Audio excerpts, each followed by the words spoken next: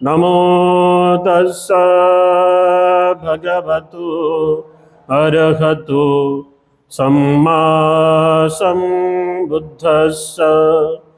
नमो तस्स भगवतु अरहतु सम्मा सम्बुद्धस्स। नमो तस्स भगवतु अरहतु सम्मा सम्बुद्धस्स।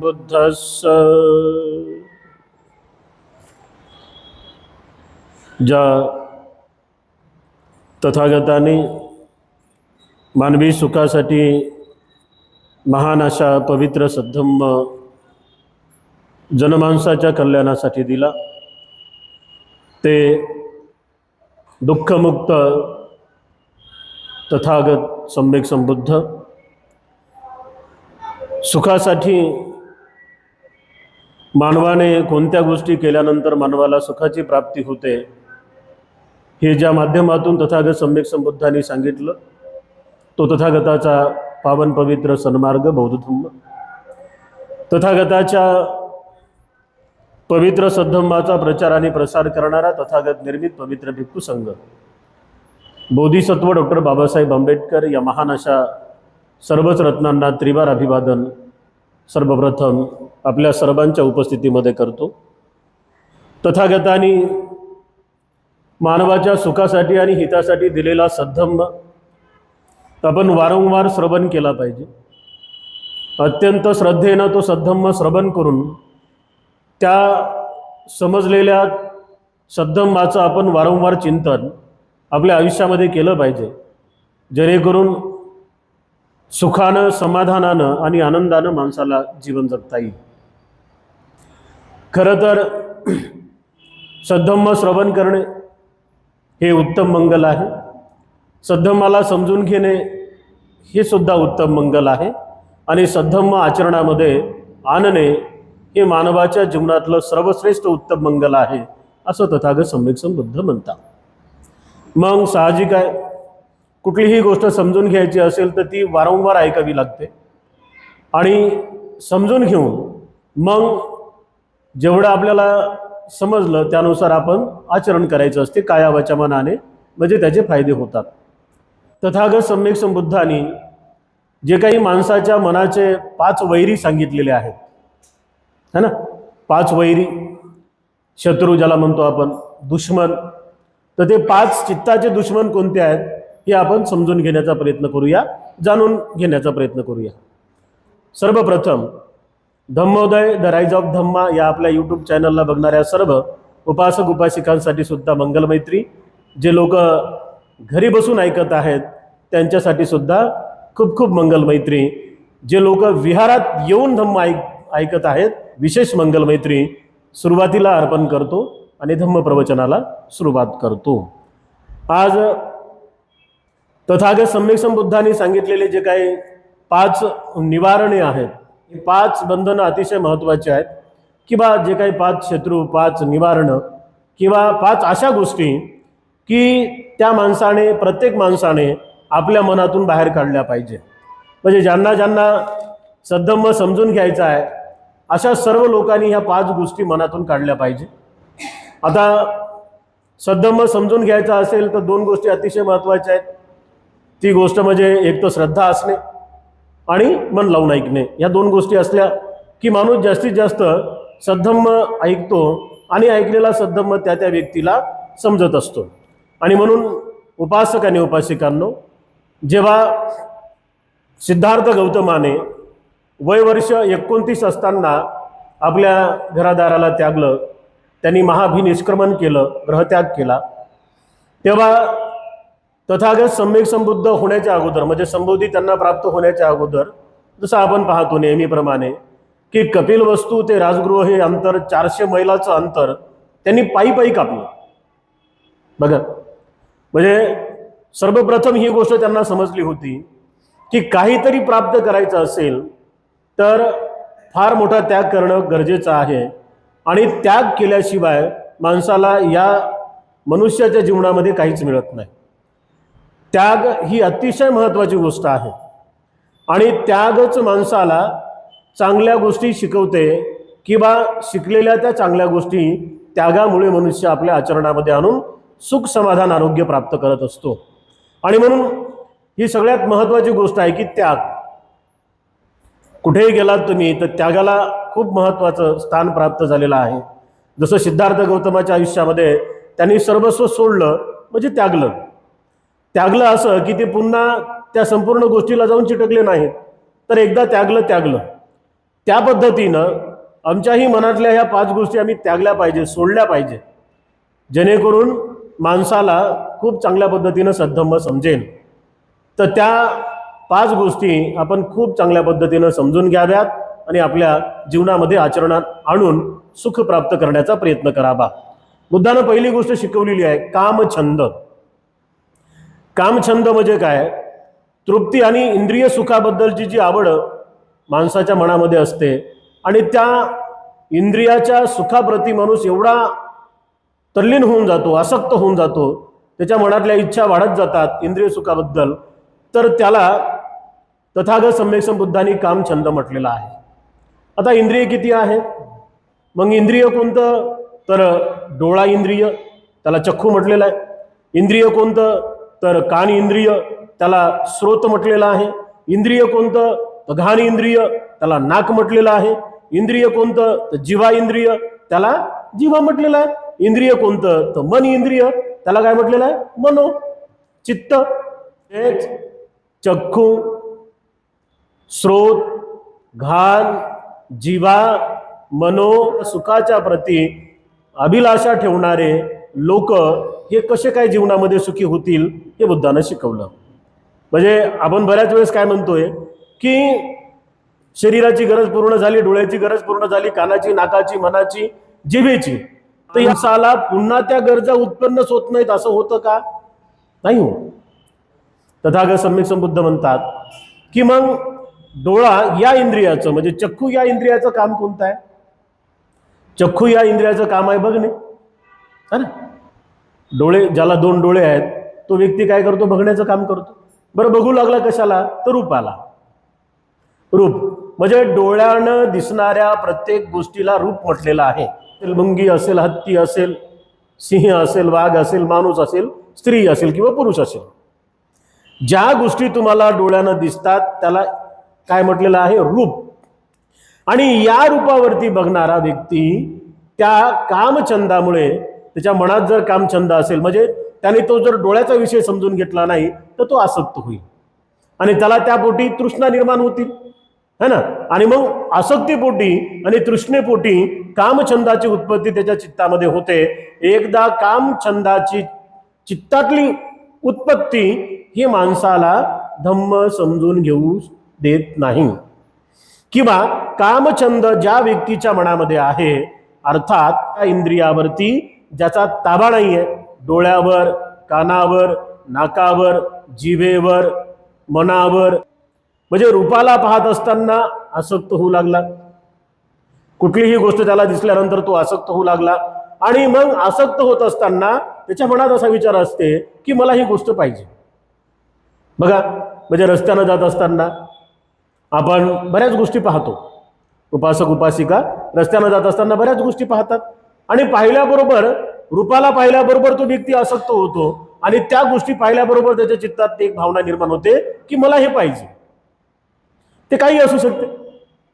गाडी आहे, साडी आहे, सोनं आहे, चांदी आहे, कानातलं आहे, नाकातलं आहे, पायातलं आहे, घर आहे, कुठलीही रूपाबद्दल पुन्हा एकदा सांगतो की डोळ्यानं दिसणाऱ्या गोष्टीला रूप म्हटलेलं आहे आणि या रूपाला पाहत असताना मनुष्य त्या गोष्टीबद्दल आसक्त होतो. आसक्त झाला रे झाला की माणसाच्या चित्तामध्ये कामछंद उत्पन्न होतो.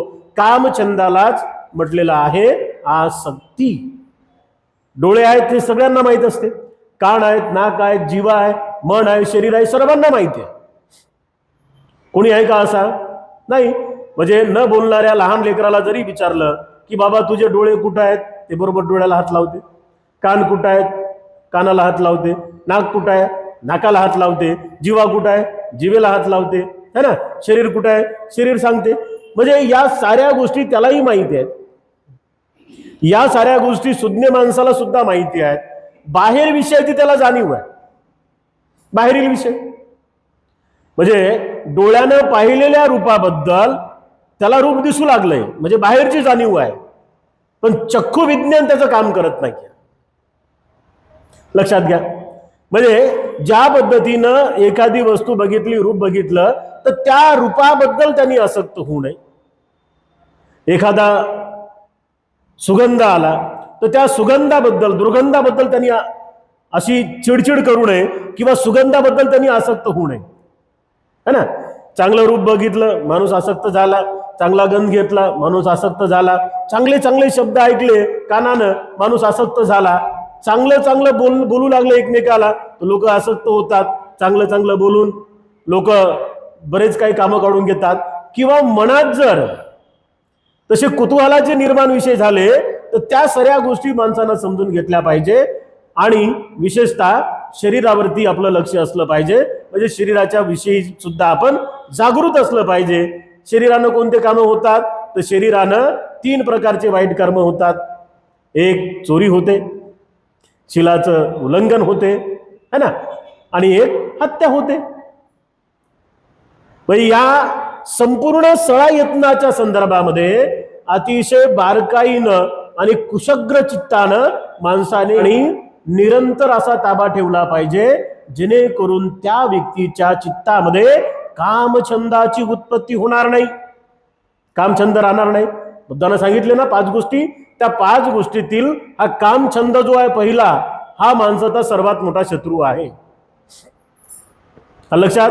म्हणजे इंद्रियाच्या द्वारे अनुभवणाऱ्या साऱ्या गोष्टीबद्दल आसक्त होणे, रममान होऊन जाणे त्याच्यामध्ये. एखादी चांगली गोष्ट दिसू लागली, फक्त पाहतच बसणे, है ना. एखादे चांगले शब्द ऐकू लागले, येऊ लागलेत, कुणी प्रशंसा करू लागलं, तुम्ही किती चांगले आहेत, तुम्ही किती चांगलं बोलता, तुम्ही किती चांगलं दिसता, तुम्ही किती चांगलं हसता. म्हणजे ही अशी प्रशंसा जी असते माणसाची. आणि प्रशंसा प्रत्येकाला आवडते का नाही? प्रशंसा प्रत्येकाला आवडते, पण प्रशंसा ऐकत असताना सुद्धा माणसाच्या कानावरती संयम असला पाहिजे. आणि ऐकत असताना त्यांनी काय विचार करायला पाहिजे, की मी या गोष्टीबद्दल आसक्त होणार नाही, या शब्दाप्रती माझी आसक्ती राहणार नाही, म्हणजे या शब्दाच्या आसक्तीतून मी बाहेर येईन.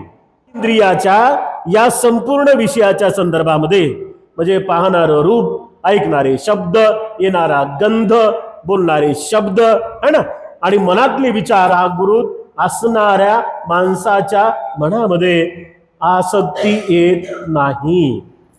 कामछंदामुळे माणूस आसक्त होऊन जातो आणि आसक्त झालेल्या माणसाला सद्धम्माची गुढी लागत नाही, सद्धम्म समजत नाही.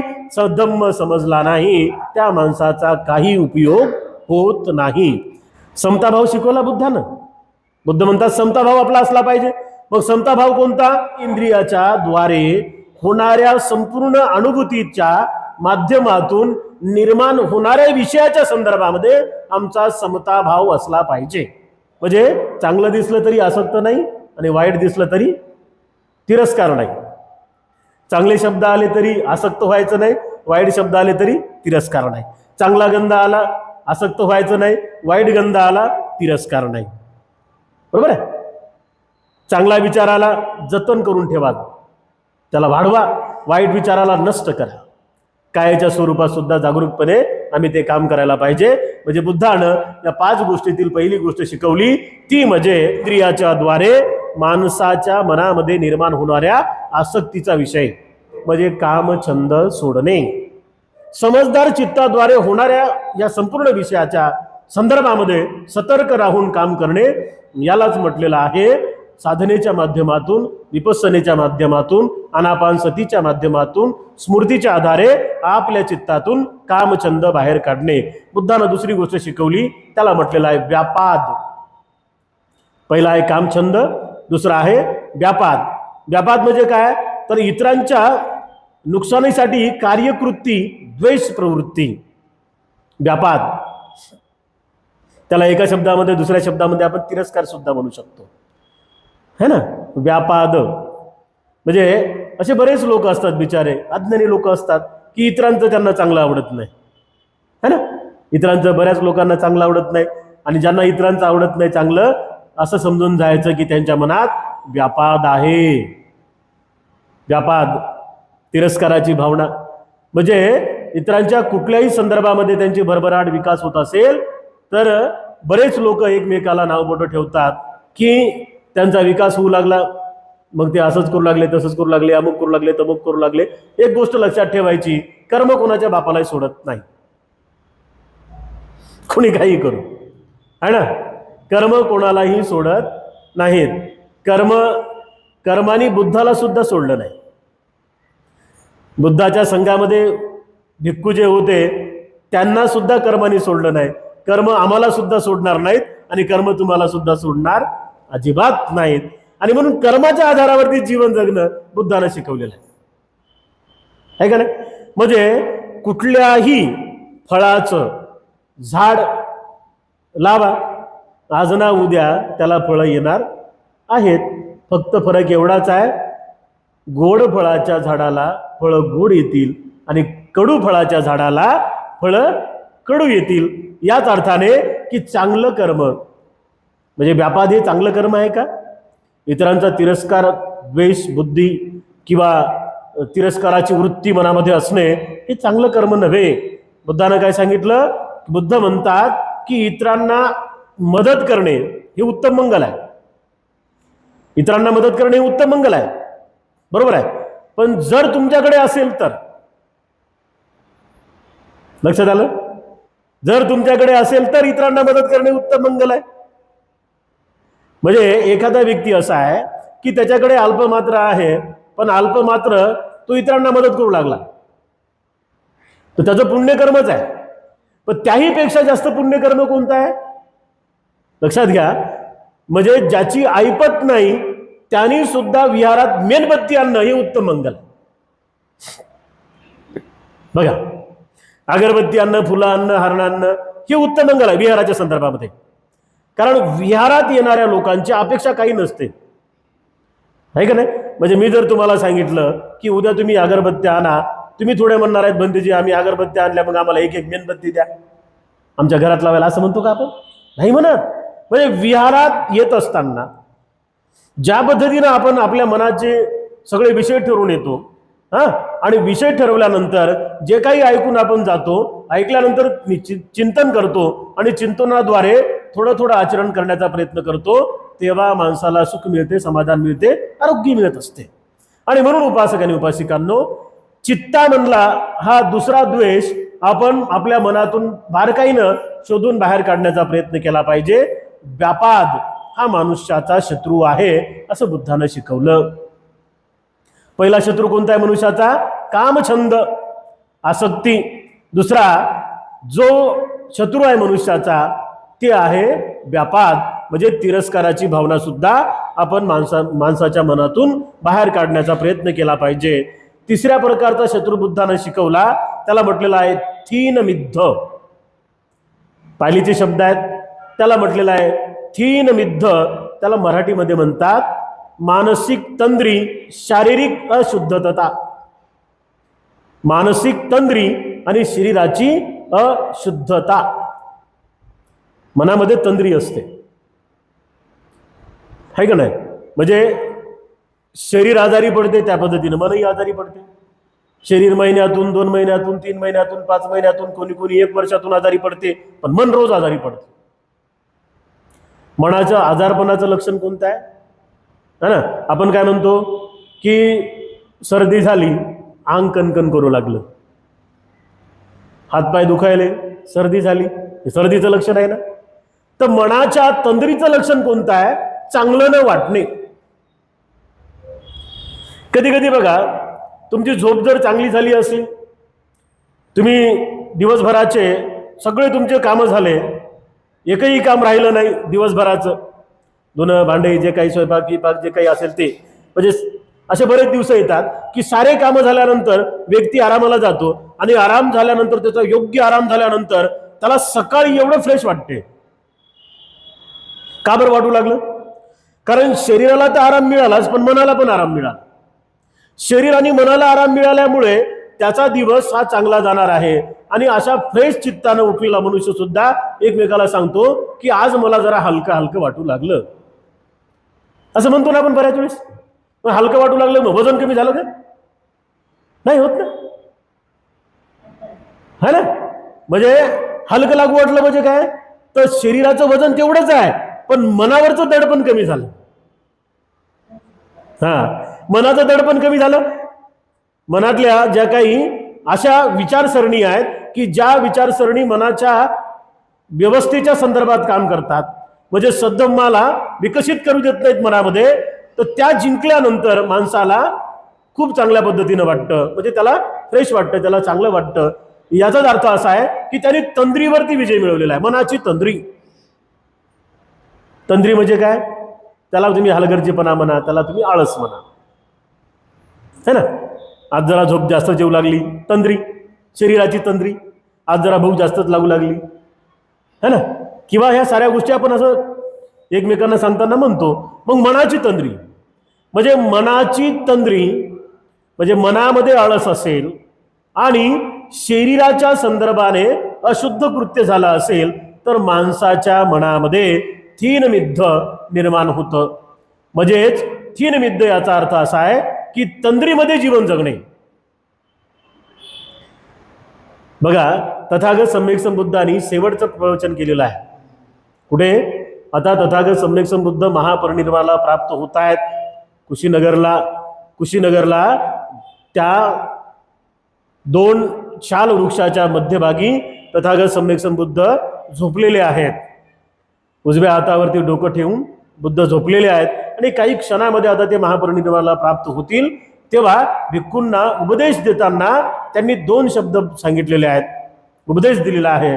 ते सर्व भिक्खूंना, तिथं उपस्थित साऱ्या भिक्खूंना, राजे, महाराजे, कोलीय, शाक्य, बरेच लोक होते तिथे बुद्धाच्या महापरिनिर्वाणाच्या दरम्यान. तर तेव्हा बुद्धांनी महापरिनिर्वाणाच्या अगोदर 2च शब्दाचा उपदेश दिलेला होता. बुद्ध म्हणाले होते, अपमादेन संपादित. आपण धम्मपद ऐकतो ना, तर धम्मपदामध्ये आपण अपमाद वग्ग ऐकलेला आहे. अप्रमाद वग्ग म्हणजे असे कोणते विषय आहेत की जे मनाला तंद्रीमध्ये ठेवतात, मनाला आळस आणतात जास्तीत जास्त. तर तुही अपमाद वग्गात आपण ऐकलेला आहे. तर इथे बुद्ध काय म्हणतात, अपमादेन संपादित. अप्रमादी होऊन सर्व काही संपादित करण्याचा प्रयत्न करा. सर्व काही म्हणजे काय? सर्व काही याचा अर्थ आहे की मनाच्या असलेल्या कुशल प्रवृत्ती वाढवण्याचा प्रयत्न करा, मनाला तंद्रीमुक्त करण्याचा प्रयत्न करा, मनाला आळसरहित करण्याचा प्रयत्न करा. मनासारखं अशी कोणीच नाही, कारण त्याला चांगलं आवडतच नाही. कोणाचंही मन असलं तरी त्याला चांगलं आवडत नाही. आणि विशेष धम्म तर आवडतच नाही, कारण धम्म माणसाला सतर्क बनवते, जागृत बनवते. मनाला काय आवडते? असं पडून राहणे, काही काम न करणे, पडून राहणे, रिकाम, है ना. म्हणजे रात्रभर आणि दिवसभर झोपणारा व्यक्ती समजा झोपाच काढत राहिला तर त्याला काय भेटणार आहे? काहीच भेटणार नाही. म्हणजे मनाच्या तंद्रीच्या विरोधात जाऊन आपण हे धम्माचं काम करून आपल्या जीवनाला समजून घेण्याचा प्रयत्न केला पाहिजे. बुद्धाने माणसाचे जे काही शत्रू सांगितलेत त्यातला हा 3 क्रमांकाचा शत्रू आहे, ज्याला म्हटलेला आहे थीनमिद्ध. याचाच अर्थ मनाची तंद्री किंवा मनाचा आळस. मनाचा आळस सुद्धा माणसाचा वैरी आहे, शत्रू आहे. हो, आणि जेवढं इतर कोणी नुकसान करू शकत नाही तेवढं मनाचा आळस, मनाची तंद्री, थीनमिद्द माणसाचं नुकसान करत असते. तथागत सम्यक संबुद्ध पुढे म्हणतात की 4थ्या प्रकारचा एक माणसाचा वैरी आहे, शत्रू आहे, जबरदस्त शत्रू आहे. त्याला म्हटलेलं आहे बुद्धानं. बुद्ध म्हणतात की 4थ्या प्रकारचं जे काही निवारण आहे, 4थ्या प्रकारचं निवारण म्हणजे उदच्च कुकुच्च, अशा पद्धतीनं त्याला म्हटलेलं आहे. उदच्च कुकुच्च, त्याला मराठीमध्ये म्हणतात विचलित होणे, चिंता आणि पश्चाताप. 3 गोष्टी आहेत. उदच्च आणि कुकुच्च म्हणजे काय? 4थ्या प्रकारचं जे निवारण बुद्धानं शिकवलं. उदच्च आणि कुकुच्च म्हणजे चिंता, विचलित होणे आणि पश्चाताप करणे. हे 3 प्रकारच्या गोष्टी उदच्च आणि कुकुच्चमध्ये येतात. म्हणजे याचा अर्थ असा आहे की मनुष्य विचलित कधी होतो? मनाच्या वाईट घडल्यावर मनुष्य विचलित होतो. माणसाची चिंता सुद्धा, जे काही आपल्या इच्छा अपेक्षा असतात त्या पूर्ण झाल्या नाही की मग माणसाला चिंता वाटते, किंवा ज्या काही गोष्टी आपल्यापासून दूर गेल्यानंतर माणसाला चिंता होते, पश्चाताप होते काही काही गोष्टीचा माणसाच्या मनामध्ये, की असं केलं नसतं तर तसं चांगलं झालं असतं, तसं केलं नसतं तर असं चांगलं झालं असतं. पण व्हायचं ते होते. कितीही पश्चाताप केला तरी आपल्या हातात काय असतं? आहे का नाही? आपल्या हातात काही नसते. कोणाचं मन आपण ओळखू शकत नाही आणि कोणाच्या मनानुसार आपण 100% जगू शकत नाही, वागू शकत नाही. आणि म्हणून चिंता करणे, पश्चाताप करणे आणि विचलित होणे या 3 गोष्टीपासून बाहेर येणे, याचाच अर्थ आहे उदच्च आणि कुकुच्च याला समजून घेणे. बघा, पश्चातापाची मनातली जी सवय आहे ती बाहेर काढणे, है ना. दुसरी गोष्ट म्हणजे विचलित होऊ नये. विचलित झालं मनुष्य की त्या माणसाला काहीही मिळत नाही. बुद्ध काळातले असे बरेच उदाहरण आपल्याला समजून येतील की काही काही लोक इतर साऱ्या गोष्टी पाहून विचलित व्हायचे, है ना. म्हणजे बुद्ध काळात काही काही लोक चमत्कार करायचे, चमत्कार. आणि मग बुद्धाचे उपासक सुद्धा त्या चमत्काराला पाहायचे. अरे काय साधू आहे, काय संन्यासी आहे, चमत्कार करू लागला. बरेच आता साधू संन्यासी आहेत ना, ते चमत्कार करतात आणि ते चमत्कार पाहून लोक विचलित होतात. हातातून सोनं काढायला, राग काढायला, अमुक अमुक तमुक. तर या विचलितपणामुळे धम्मामध्ये विचलितपणा अजिबात चालत नाही. विचलित नाही झालं पाहिजे आणि मनाचा योग्य विचार ठेवून आपण चिंतामुक्त आणि तणावमुक्त जीवन जगण्याचा प्रयत्न केला पाहिजे. यालाच म्हटलेलं आहे उदच्च आणि कुकुच्च, म्हणजेच चिंतामुक्त जीवन. आणि चिंतामुक्त जीवन कधी होईल माणसाचं? मनाला समजून घेतल्याशिवाय चिंतामुक्त जीवन होऊच शकत नाही. कुणी असो, भिक्खू असो, भिक्खुनी असो, उपासक असो, उपासिका असो, घर सोडणारा असो, घरात राहणारा असो, कोणी असो, साधू असो, संत असो, कोणीही असो, या जगामध्ये बुद्ध म्हणतात की देव होणं फार सोपं आहे. देव होणं फार सोपं आहे, पण माणूस बनणं फारच कठीण आहे. बघा, माणूस बनणं फार कठीण आहे. आणि म्हणून ह्या 3ही गोष्टी माणूस बनण्यासाठी आम्ही आमच्या चित्तातून बाहेर काढण्याचा प्रयत्न केला पाहिजे.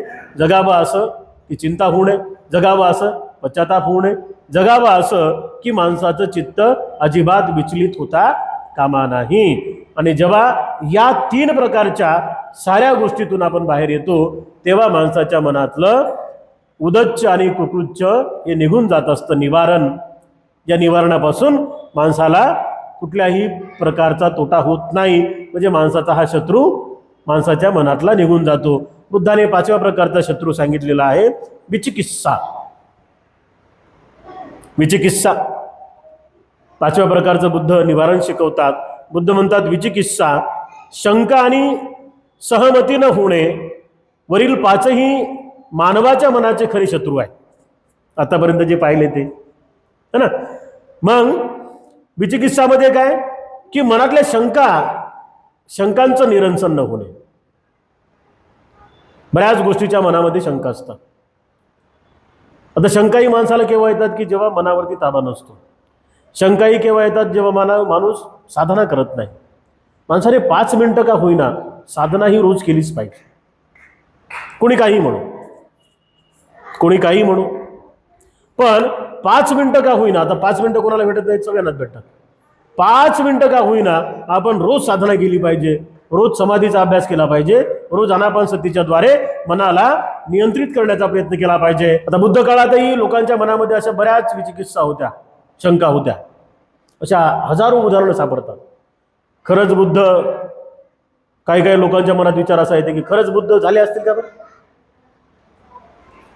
जे काही आपण मायथॉलॉजीचे पार्ट वाचतो किंवा जे काही आपण ऐकलेलं आहे लहानपणापासून टी व्हीवरती पुस्तकं आणि लोकांनी एकमेकांनी सांगून, अशा बऱ्याच गोष्टी. उदाहरणार्थ बरेच लोक असं म्हणतात की त्या झाडाजवळ जायचं नाही, त्या झाडावर मुंजे असते, है ना. या रस्त्यानं जायचं नाही, या रस्त्यावरती चुडेल आहे. असे बऱ्याच अवैज्ञानिक गोष्टी आपण ऐकलेल्या असतात. आणि त्या अवैज्ञानिक गोष्टी ऐकल्यामुळे माणसाच्या मनामध्ये विचिकित्सा निर्माण होत असते, की ज्या गोष्टीला विज्ञानाचा कुठलाही आधार नाही. विचिकित्सा. बुद्ध काय म्हणतात? माणूस सोडून गेल्यानंतर, लक्षात घ्या, माणूस सोडून गेल्यानंतर त्या माणसासाठी आपल्याला काहीच करता येत नाही, पण त्याच्या 5 उपादांसाठी आपण करतो. 5 उपादान त्याचे जे असतात. आता बऱ्याच वेळेस शंका असते माणसाच्या मनामध्ये, विचिकित्सा म्हणजे काय? हे बुद्धांनी सांगितलं 5व्या प्रकारचं निवारण आमच्या मनातून निघालं पाहिजे. विचिकित्सा आमच्या मनातली निघाली पाहिजे, शंका आमच्या मनातली निघाली पाहिजे. माणूस मेल्यानंतर आता बरेच लोक त्याला पाणी पाजतात, ते पिते का बरं? त्याला कुठल्याही गोष्टीने आंघोळ घाला, त्याला काय फरक पडणार आहे का? गरम पाणी, थंड पाणी, कोटा, अत्तर पित्तर काय लावायचं ते लावा, त्या साऱ्या गोष्टी जिकडे तिकडे आपण पाहतो ना. पण त्या गोष्टी, माणूस एवढा स्वार्थी आहे, लक्षात घ्या, माणूस एवढा स्वार्थी आहे. माणसानं अशा गोष्टी केल्या पाहिजे की त्या माणसाला त्या गरजेच्या राहतील, त्याकडे माणूस लक्ष देत नाही. आणि ज्या गोष्टी त्याच्या गरजेच्याच नाहीत त्या गोष्टी माणूस वारंवार करत राहते. मग मेलेल्या माणसाच्या संदर्भात आपण काय करायला पाहिजे? रूप, वेदना, संज्ञा, संस्कार आणि विज्ञान, हे 5 उपादान असतात. या 5 उपादानाचा पुनर्भव होत असते, पुनर्जन्म नाही. आणि बुद्धांनी एवढ्या सूक्ष्म पद्धतीने हे जाणलं, तर वारंवार ते आपण ऐकत नाही. बऱ्याच ठिकाणी आम्ही गेल्यानंतर सुद्धा आम्ही लोकांना ते सांगत नाही, कारण लोकांना बऱ्याच ते समजतही नाही, आहे का नाही? समजत नाही. आता तुम्ही आम्ही या आधारावरती म्हणू शकतो की आजही इथे जर बोर पडला तर पाणी लागते, बरोबर आहे? आता पाणी ते वर आहे का बरं? का तुम्हाला आम्हाला समजते की पाणी पायाची काही विद्या आहे तुमच्या आमच्याकडे? माझ्याकडे काही विद्या आहे का? तुमच्याकडे काही विद्या आहे का की तुमच्या डोळ्यानं पाणी पाहिल दिसतील? काही लोक नाही का ते नारळ घेऊन उभे राहतात, मग ते नारळ फिरते असं घर लगे है ना. काही गोष्टी त्यातल्या खऱ्या आहेत, काही खोट्या आहेत, कारण निसर्ग आहे त्याच्यात, बरोबर आहे. तर ह्या गोष्टी आपल्याला माहित आहेत. कोणत्या आधारावर माहित आहेत बरं?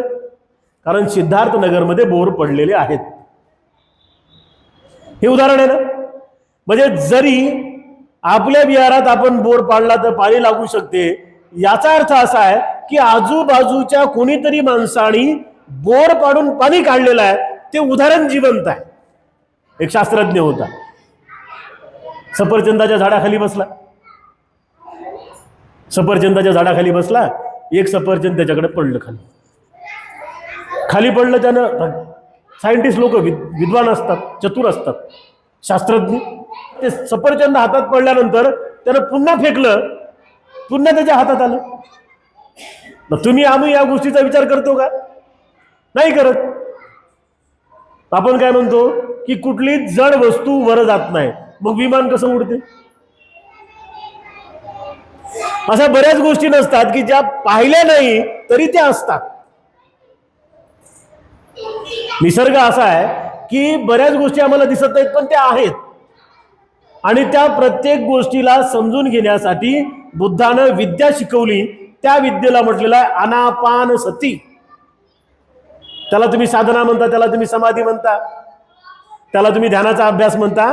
तर या गोष्टीच्या आधारावर सारं पाहता येते, बरोबर आहे.